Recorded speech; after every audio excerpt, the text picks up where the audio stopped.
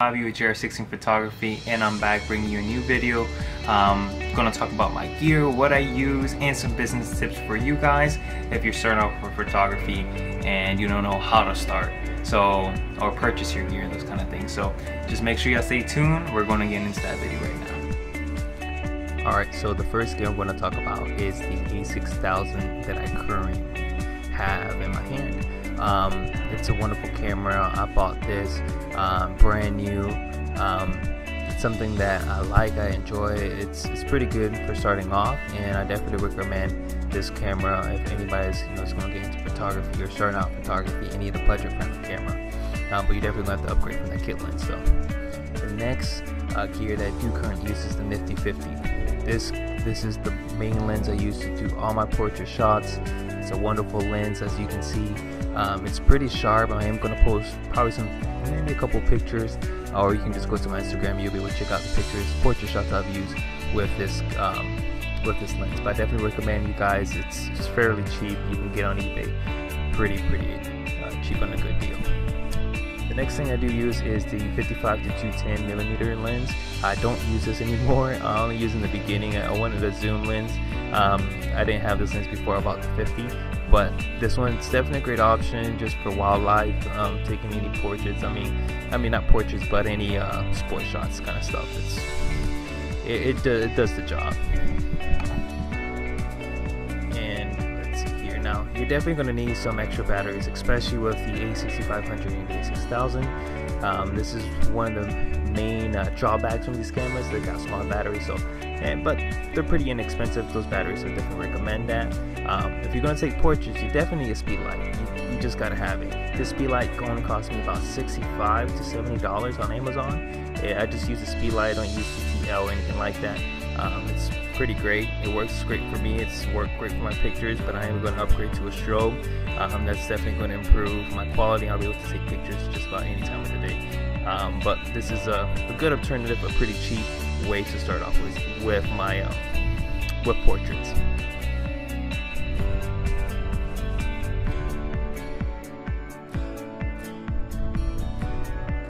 But definitely recommend that. Now the next thing I do use to trigger that with the A6000 A6500 is the XL-TTL Godox trigger. It's a great trigger. You can use it and combine it with other speed lights and stuff to control them. But I go ahead and definitely recommend this for you guys to get into speed light and purchase one of those. Use it in your portraits. It's going to improve in your conditions in the sun or something that you don't have a reflector. This is a very affordable alternative. You can do this. Trigger is about $45 to $50, or you can even find it cheaper on eBay. But I definitely recommend that you guys go ahead and purchase a speed light and a trigger if you have an alpha. They also make it for Nikon and Canon. They got different versions. Mine's for the Sony version, obviously. But I definitely recommend this. Now I do have a strap. It's pretty cheap strap. It's not real leather or anything like that, but it gets the job done for me. Hold my camera while I mess around with other stuff. And I don't have to worry about my camera falling. It has a quick release. As you can currently see, it was kind of hard to get off at first, but it works. I definitely recommend this for you guys. So the other gear that I didn't show is obviously the camera I'm using to film everything, which I'm using my A6500. It's a great camera. I love it. I am going to make a review on it later, as well as the A6000 on it. Also, I am using the Zhiyun Crane, which I'm currently using to film this. But here's the box. I have the M version, and it's the mirrorless one for the smaller camera body. So obviously I've used small equipment, so that's why I have that one. Now, some important tips for you guys. I do want to apologize for the background about that, but the most important tips about when you're purchasing gear and anything is you want to find out first which brand is your brand and why you choose that brand. For example, I picked Sony because they're small. I'm a big guy, but I like small things. It's kind of weird. So I like be able to grip something, have the portability, be able to take it. I mean, it's useless if I buy a DSLR and it's huge and I need to take pictures with it. I wouldn't want to take it with me. I want something small, compact, and easy to carry where I can take it with me and I feel secure where it goes. So the A6000 and A6500 do just that for me. and I love using these cameras. So, and I like Sony. Everybody be complaining about, you know, the menu and everything like that. I got used to it. I mean, you get used to it once you adapt to things. The next thing is when you buy equipment, I mean, I bought all my equipment and lenses fairly cheap. I mean, this 50mm lens, my Nifty 50, which actually isn't a 50mm on APS-C body because, you know, the crop and all that stuff, but it's a wonderful lens. I use it for my portraits and it's pretty inexpensive. I bought this lens for $175 on eBay. Most of my things I've bought, and besides my camera bodies, have all been used or refurbished. So I look for a deal. I never buy things at full price unless it's the only thing I can buy, like a camera body. I have to buy that at full price. You can probably get the A6000 pretty cheap nowadays, either 400 or 300 or even less. I do have the kit lens. I have that over there. I don't use it, so I didn't show it. And I also do have, the lens I'm using to film it is a APS-C 2.816mm, and I use that lens for this in wide angle shots and for the videos I've been doing for cinematic stuff like that. But definitely want to make sure, know your brand. Look for a deal. Definitely look for a deal. Now, the way you pay your stuff, this is important.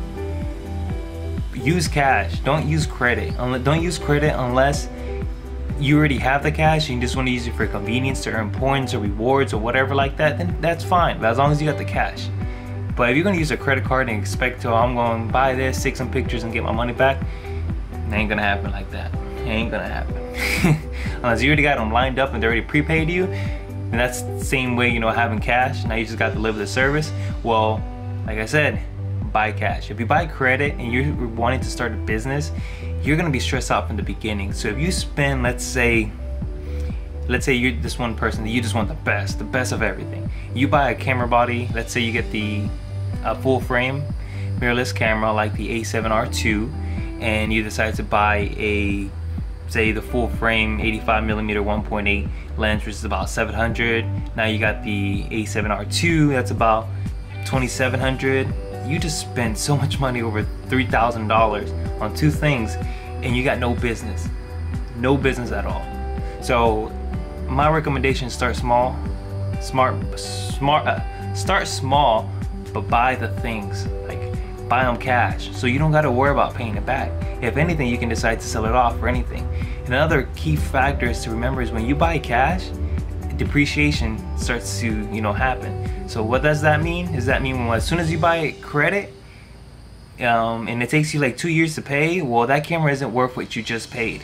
And if you have interest on that card, then interest is accumulating. You're paying even more for something that it's not even that much of value anymore. So if you decide to sell it a couple months later, it couldn't be the same price. Luckily with camera and camera lenses, they maintain their price. You know, they maintain their value. But that's not the case for everything. So just be smart-minded, and you don't want that extra stress whenever you're deciding to start a business, because it just adds you stress and you're not going to do your best, you're not going to be happy, and you're just not going to feel right.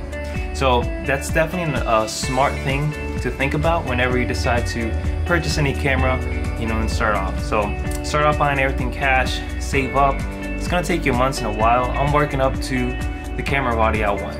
So, you know, the A9 is out. Thank goodness I'm not buying that camera because it's way too expensive and it doesn't meet the needs, you know, in what I do. I'm gonna get the A7R2. That's one of my goals, and I gotta save up for it, which I currently am. And also gotta buy 2 lenses for that camera. Only 2 lenses I need. I don't need no Zeiss. I don't need a G Master, because I've seen the results that you can get from the other lenses, the full frame lenses. You can get some wonderful sharp results, and the rest, you can do that in Lightroom. You can edit your pictures to even maximize that stuff. So I'm getting the A7R2. Let's say hopefully by December I'll have that full frame, and also 2 lenses, which is going to be the 50mm full frame edition, which is fairly cheap. It's under $200 on eBay. And the other lens I'm going to get is the 85 1.8. That's definitely a cheap lens, about $700 compared to that same lens in a different brand, or Zeiss or G Master. Yeah, you get sharpness, but you know what, you can still edit and you can still get sharpness and improve your conditions. But definitely recommend you guys to you know, be smart what you buy cash, don't be stupid, don't let your emotions get to you. And when you're starting a business, you want to be at ease, you want to make sure what you're doing, you're making your money back. You're not making your money and paying it off right away. No, you already paid it off right away. You save smart, and now you're just getting your money, and you're gonna save it, and then before you know it, you're gonna have as much money as you invested in your camera bodies that, you know, either you can use it for yourself or you can just use it to keep adding onto your gear and using that same money only.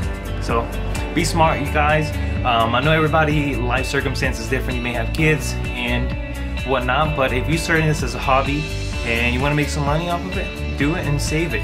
Save that money. Buy everything cash. Buy everything cheap. Start small, and then you grow. You can't expect your results and make the money overnight. It's not gonna happen. As far as everything that went and talked about, you know, obviously know the brand, what you want, know the gear that you want, and find something that you feel that's going to be easy for you to learn. One of the reasons I obviously chose Sony was because I like the direction that the company is heading in. They're very innovative. A lot of photographers, known photographers and established photographers, you know, are making that switch because Sony is meeting the demands that they're wanting. And if you're about business, you want to make sure that you can meet the demand that the customers are putting out there and that they're wanting, they're requesting. So that's definitely something that you guys, you know, take into consideration when choosing your own gear and your preference. Obviously, your budget. Know your budget. You know, some people may have $1,000. Some other people may have $10,000. Know your budget, where you stand, and what equipment you're going to buy. And if especially you're going to start a business with this, obviously you got to know that there's more than just the body and the lens.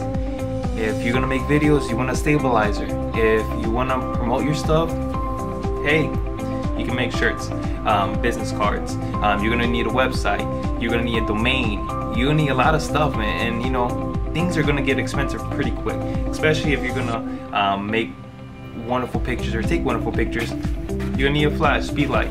You know, I'm saving up to buy a strobe. They're pretty expensive too as well, and I'm gonna have to upgrade everything else that's around with that. But you know, you gotta have your game plan. You gotta be smart. You wanna have a little small plan, a business plan, and know what you want and where you're heading with it. You know, obviously this is really targeted this video is towards people who want to start a business in photography. Make sure you're smart. Buy cash. Like I said, gotta know your budget. Gotta know that if you're a business, it's a lot of things that you don't have to buy a website immediately. You can go ahead and use Facebook. That's one of the freest way, if that's a word, that you can use to go ahead and start your business and to put the word out there that you're doing something and post pictures and do photo shoots. But yeah, that's definitely some things to keep in mind of when starting a business, especially with photography. But at this point, guys, I just want to go ahead and, you know, just share my thoughts and just recap those small points, but small but big points. Just make sure you go ahead and subscribe, follow, leave any comments down below, any future videos that you want me to make. Like I said, I am going to make a review on both cameras bodies that I do have, pros and cons, and just make sure you guys subscribe.